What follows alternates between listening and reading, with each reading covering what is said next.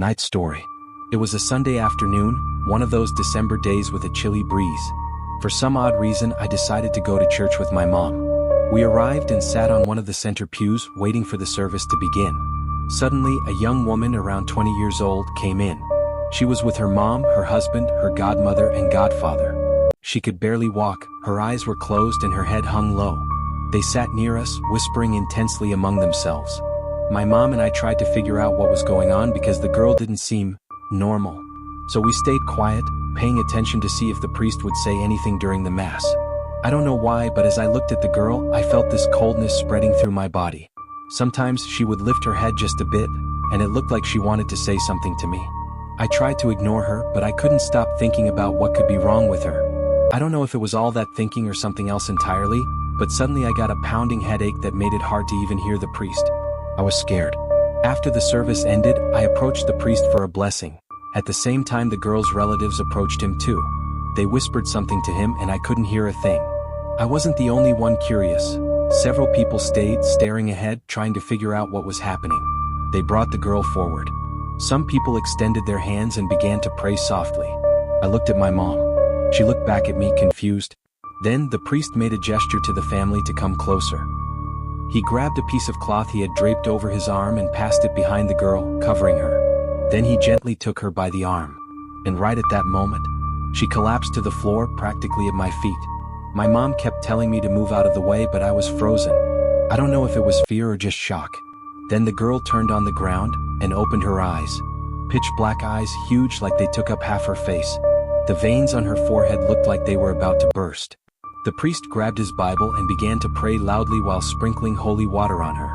I started to cry. I felt powerless. My mom wanted to pull me back, but I could see fear in her too. I don't know why, but I bent down and took the girl's hands. Maybe it was out of compassion or something just pulled me to do it. She gripped my forearms tightly, planted her feet on the ground, and arched her body, exposing her stomach. That's when I saw it. A bulge like a baseball moving up and down beneath her skin. The priest kept praying. I held her, crying, reciting the Lord's Prayer. I didn't know what I was seeing, but I felt like we were fighting something I couldn't understand. She dug her nails into my arms, clinging to me desperately. Then suddenly, her body went limp. She curled up on the floor like a sleeping baby. A few minutes later, she sat up, looked around, confused, like seeing the world again for the first time, and began to cry. But it was a cry of relief, like she'd just won a long, hard battle.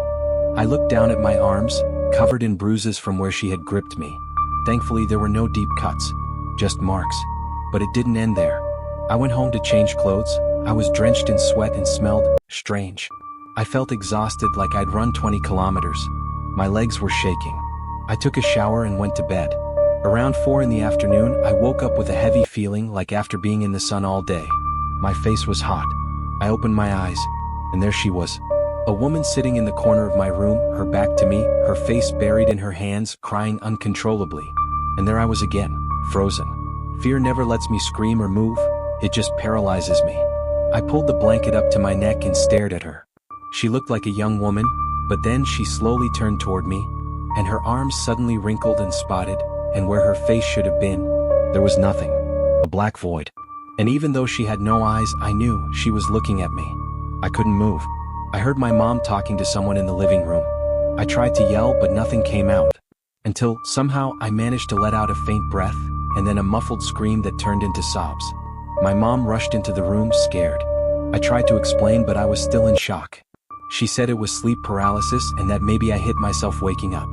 But I know it was something else. One of the tiny scratches I had on my arm, that had been barely visible earlier, was now bleeding as if something had just cut me open.